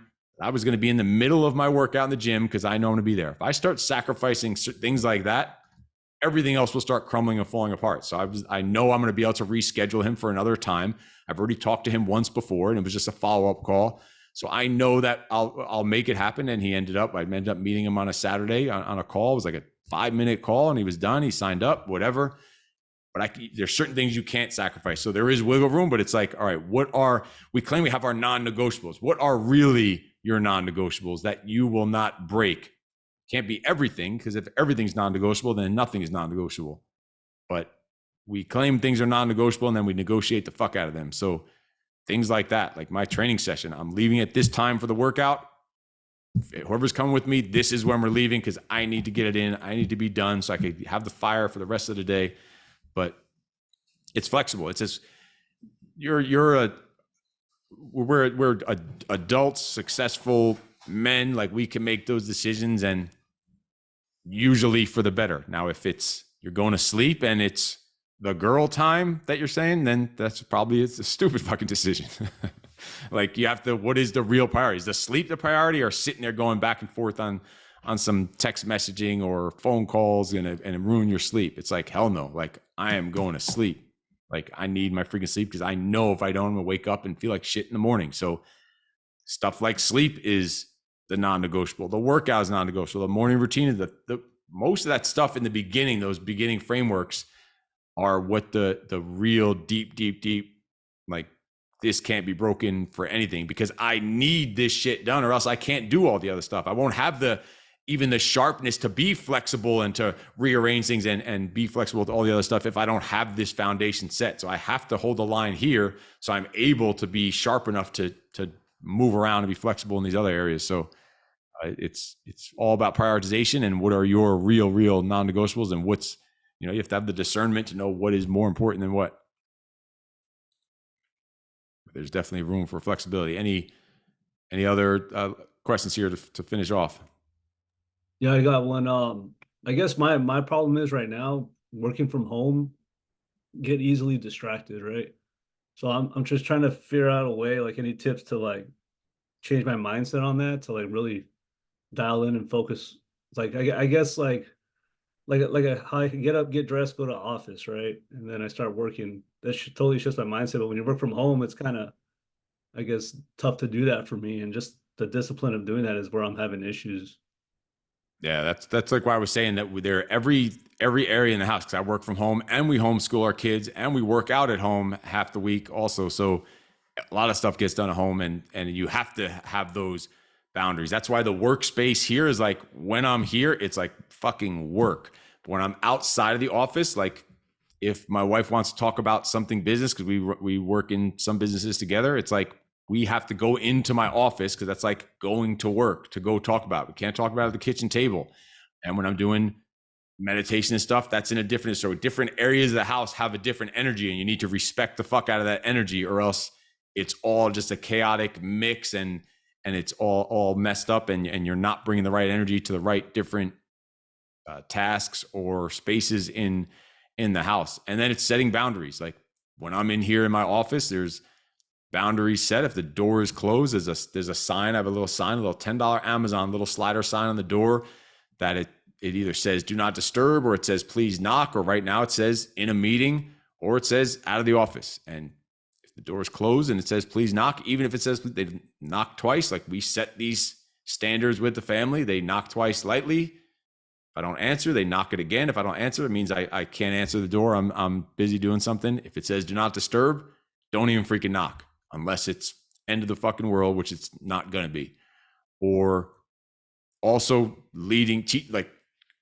communicating with your family. What is worth interrupting me on? One time I was on a call just like this. It said I'm in a meeting and I see my son opening the door of the office. Now, normally you'd be like, what the fuck? And I'd be like flipping out over it. But there was, I think the cleaning lady was coming over the house, and he had to bring some tools that were around that in the house into the office that couldn't be out when the cleaning lady were here. Some of our toys that might have been in the house that couldn't be out when the cleaning lady was there. So he knew that was something worth opening the door when I'm in a meeting. He's just very quiet, came in, put the things down, closed the door, and went out. And so he knows what is worth interrupting a meeting for. It was not an emergency, but he didn't really interrupt me. He was quietly and he just left. So, but you have to set those freaking boundaries and communicate those boundaries. But you can't enforce those boundaries if you're not first setting the boundaries and living the boundaries yourself. You need to set the boundaries and standards, live the boundaries and standards, and then enforce the boundaries. We're just men and we're knuckleheads and we just run around and just smash the fucking hammer of Thor all the time and enforce the fuck out of everything when we never even clearly set the intention of it. We expect people to read our fucking minds, and we think they should all be thinking like us. They should be fast speed, high performers like us. And we go and just enforce and bitch and yell and get all emotional about shit when we never even fucking said it. And if we did set it, we didn't set it clear enough. And if we did set it clear enough, we weren't living it ourselves. And then we expect other people to fucking do it. And then we wonder why we don't have compliance with our team, with our family, with our kids. So set the boundaries, live the boundaries, and then enforce them. And you got to communicate the fuck out of them, and then reinforce them and reset them and talk about it all the time regularly. But it needs to be, especially when you're working from home, there has to be boundaries like a motherfucker, or else you'll get nothing done. Like when I'm at this desk, it's like fucking wartime. It's go make impact and make income when I'm here at this desk. Like, don't bring any stupid energy to me. Like, when we're sitting here and we're working, and my son has a desk right in my office next or across from me. It's like when we're in here and we're in fucking kill mode and we're working and he starts babbling about some stupid shit, I'm like, do not bring that dumb shit in here. We're fucking hunting right now. We are hunting. It's freaking kill time. So that's boundaries like crazy, especially at home. But think of this on the flip side. Think of it like this, like, I'm at home. It's so easy to get distracted. And do you like working from home? Like that freedom? Yeah, obviously, yeah. Like I fucking love the freedom of working home. So I could sit here and say, it's so distracting. Like the dogs are out there. I could just go out there and get something to eat anytime I want. I can go lay on the couch. My bed is right upstairs. I could just, like, I guess you could sit there and think that, or you could sit and think about, all right, I could be stuck in this fucking cubicle with some fat, annoying boss who's like telling me when I'm allowed to sip a drink of fucking water or not. And then be like, fuck, this freedom is awesome. I'm going to take this shit serious. I'm going to show up to work dressed like I'm going to fucking work. I'm not going to be working in my pajamas. I'm showing up sharp, laser focused like a motherfucker, like almost with some gratitude that you have the ability to live that kind of life. That's a lifestyle you want to live. Some people don't like working from home, but you like it. Like show up with some gratitude for it and appreciation for the fucking freedom you have to be able to do that and kind of live on your own terms. And it makes me start approaching it from that way. It makes it a lot easier to not get distracted. Like, shit, I want it like this and I want to keep it like this. Imagine living a life where you're working at home and you have this massive freedom, and then going back and working in a cubicle and in that environment when you didn't like it in the first place. Like, fuck no, like take that shit serious, have some gratitude for it, bring a whole different kind of energy and reframe it. Appreciate it. All right, awesome. I think we kind of got most in the main parts we want to get into. Again, we could be here for freaking days, but do the work in refining that morning routine. Do the work in setting up that start of workday routine, the end of workday routine, the end of night routine with all those, and stick to those times that you just set. Try them out, see how they work, adjust them, try them all out for a week, see how they work, revisit it next week and change those times if you need to. If some of them seem like they're not working, tweak the morning routine stuff if it's not working. the workout time you have locked in, put in the family time, and start plugging in some of those other time blocks that we kind of went over there at the end. But don't just make this an idea and a concept. Do this fucking work. Like, this is just an hour and a half, 2 hours. We can only get so much done here. You have to now go and implement this even further. We got the ball rolling. We got it started. We built up the foundation, but now you need to make this shit freaking happen. So here I want to share on this screen. You can, if you want to take this further and imagine meeting like this once a week. We have some guys here on the call that are in my men's mentorship group. You can scan that, and if you've never done a trial before with us or any kind of like challenge before, this is for the first timers that can try it, a monthly trial. It's for only $97, where it's a men's mentorship program. We meet once a week on Zoom, and there's daily interaction through daily debriefs and check-in and accountability. There's a full entire fitness program integrated into this, and then opportunities to come out for live events that we have. I'm actually doing a live event here at my house, a 2-day event for men coming up November 1st. So there's the options for that once you're part of the group, and you can scan this code here and I'll also send out the link and stuff. So you could do a trial just to try things out, get some regular coaching, regular actual discipline and development coaching to start implementing this stuff on a daily basis, on a weekly basis, and have someone to hold you accountable. We're diving into your mindset, your fitness, your family, your business on a regular basis, doing things like working on overcoming your self-limiting beliefs on the back end, but also going into business and sales and marketing, diving into, I'm just looking at some things we've worked on recently, we've gone into business networking, energy management, obviously in fatherhood and parenting and setting up family meetings, having tough conversations, setting up SOPs. We're tackling different issues of men and fathers every freaking week in the Freak Father Alliance Men's Mentorship Group Coaching Program. So you can scan that QR code for a 1-month trial to try out for only $97 if you've never done any trial before or not. And so just let me know if you have any questions about that afterwards. Just send me a message. We can jump on a call or whatever. But there's the code you can scan to try that out for a month, and we meet every Tuesday, 7:30 a.m. and fitness program, all that stuff included to use to help you tweak your own program and whatever else you need. Constant support, pretty much 7 days a week. Constant interaction, 7 days a week. Weekly sessions, workouts. Local guys, we get together and work out together also when we're in person if they're in town, and then we have events that are available to you every few months. So click that code there to do a 1-month trial for $97 for the men's group coaching program. And other than that, any other final questions before we kind of sign things off here? Hey, Steve, I got one question for you. Yeah, sure. So I kind of run my own show here. I'm the only guy here. We book by appointment only, but I'm usually here for the whole day. We run from 8 a.m. to 6 p.m. My schedule is all over the place because I don't put in time blocks appropriately. There's something in my brain that tells me I can't get a workout in during the workday, like block that off 2 hours, say like 11 to 1 o'clock. It sounds like for you, for other people in here, that's totally acceptable. Is that something you recommend? Fuck yeah. I mean, are you going to have to close the shop and lose business when you're going to work out, or what is that going to look like? Yeah. So like, if I block it off, like we don't really do walk-ins. My worry is that if I close the shop for 2 hours, I'm going to lose business. I'm going to miss a phone call. I'm going to miss an email. I'm going to miss something. But on the other end, I think by increasing my productivity, getting in my me time, getting in the workouts, I think I'm going to do better. I know that if I try to put it in the morning, it's just going to fuck with my morning routine. I don't like getting up early in the morning. I know if I try to stack like a workout in the morning, it's just going to screw everything up. I know if I wait till the end of the day, there's a chance that I'm going to be a bitch and bitch out about it. Yeah. So you're by appointment only, then hell yeah, you should be doing that. You know, those times are dead times. You need it. You need that energy for the day. Like if you're not working out just because you're sitting there hoping that an email comes in, like you're going to run yourself fucking, you'll have gray hair by the time you're fucking 30 years old.